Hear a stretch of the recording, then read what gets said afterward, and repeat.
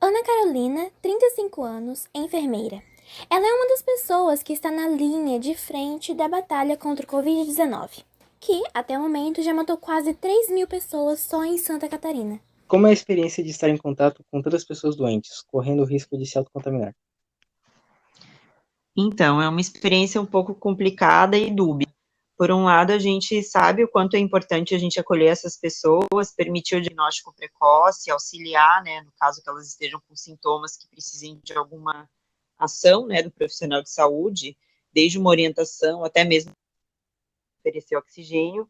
Por outro lado, a gente fica sempre com um pouco de receio o EPI mais adequado, ou de na hora de retirar esse EPI se combinar, que é o momento mais crítico, ou pela falta de EPI por conta da instituição. É bem difícil, mas nem Entendi. por isso a gente parou, né? Antes, o serviço Centro de Saúde Saco Grande, na Prefeitura Municipal de Florianópolis, não tinha tanto movimento. Porém, com o início da pandemia, isso mudou. O que mudou na sua rotina comparado com antes da pandemia? Bom, eu tive que mudar bastante coisas do processo de trabalho, a começar pela paramentação, a gente sempre utilizava as precauções, mas para procedimentos que envolviam questões relacionadas, né, com fluidos da respiração, a gente não precisava ter essa preocupação com todos os pacientes, só com alguns grupos de diagnóstico. Agora a gente está tendo que adotar precauções respiratórias como precaução padrão para todo mundo que a gente atende, independente da pessoa ter entrado em contato com o serviço por coronavírus, suspeita, ou para alguma consulta de rotina.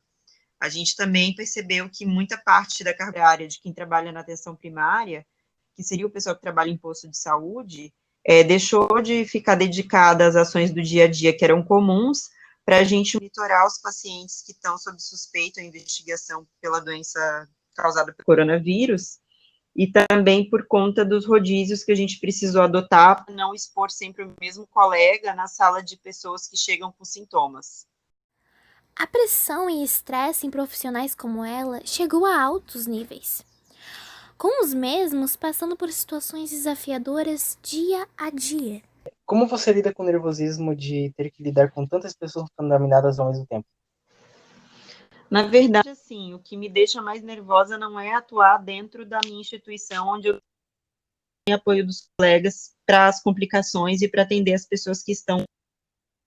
O que me deixa nervosa é ver as pessoas na rua, como se nada tivesse acontecendo, sem tomar qualquer precaução e aumentando cada vez mais o número de pessoas doentes. Vemos que a população não faz o seu papel de se precaver contra a doença. Isso dificulta ainda mais a vida dos profissionais de saúde e ainda aumenta os casos e mortes no país. Com o lado emotivo, como é que você lida tanto com os pacientes quanto da família do infectado?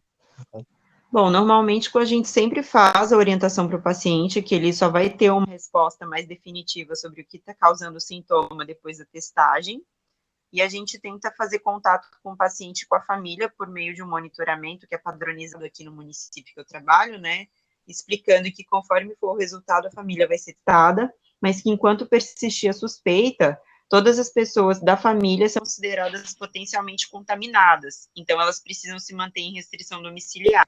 E aí, para isso, a gente trabalha em equipe, os médicos fornecem atestados, e a gente que trabalha na parte da enfermagem, os termos em que a pessoa assina a ciência está tendo a necessidade de cumprir a restrição conforme foi dada para o paciente que a gente atendeu, mas também para os familiares que a gente monitora. No Brasil, em muitos estados, incluindo Santa Catarina, está começando a segunda onda, que, de certa forma, causa um relaxamento por parte da população pelos dados serem menores. E como é que está a situação aí onde você trabalha, no geral?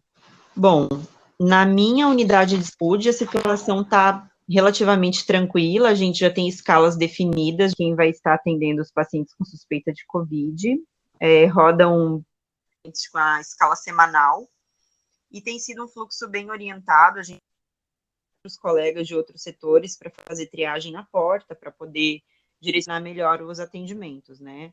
No município, infelizmente, não dá para dizer que está sendo da mesma forma, porque a gente tem unidades que têm menos RH, e o processo de trabalho menos organizado. A gente tem um setor na gerência, na parte de gestão, que tem orientado protocolos básicos para que todo mundo consiga seguir, mas que de uma forma ou de outra a gente termina adaptando para o local onde a gente está. E em Floripa, como um todo, a gente ainda está dentro de uma zona de risco, e agora, na última semana, a gente observa que estamos entrando na segunda onda. Temos certeza de que esse ano marcou a todos de uma forma ou de outra, e que servirá de muito aprendizado para os próximos.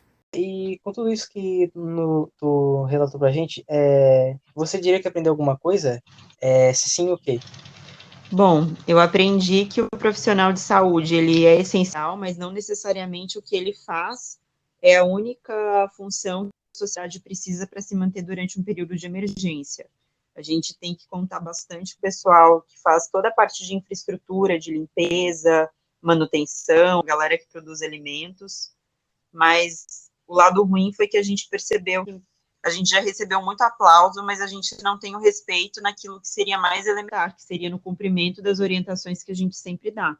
Porque não é incomum a gente orientar que as pessoas fiquem em casa, que as pessoas suspeitas se mantenham sob restrição, e questão de dias depois a gente está vendo essa pessoa dentro de um evento, fazendo churrasco, indo para baile funk, enfim, eu aprendi, a gente tem que aprender a lidar com a frustração, que nós não vamos conseguir salvar todo mundo. A gente vai tentar sempre atender aquela pessoa que chegou até a gente e salvar a vida, independente do que ela fez, mas que o nosso trabalho só enquanto profissional de saúde, ele é apenas uma parte do que a gente precisa fazer para poder a sociedade funcionar corretamente.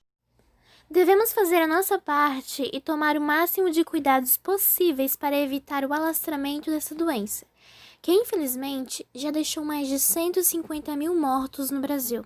E esse foi o podcast Engrenagem Social, com Ana Carolina como convidada, Douglas Alexandre como entrevistador e editor, Camila Antunes como narradora e Renata Medeiros como roteirista. Até a próxima!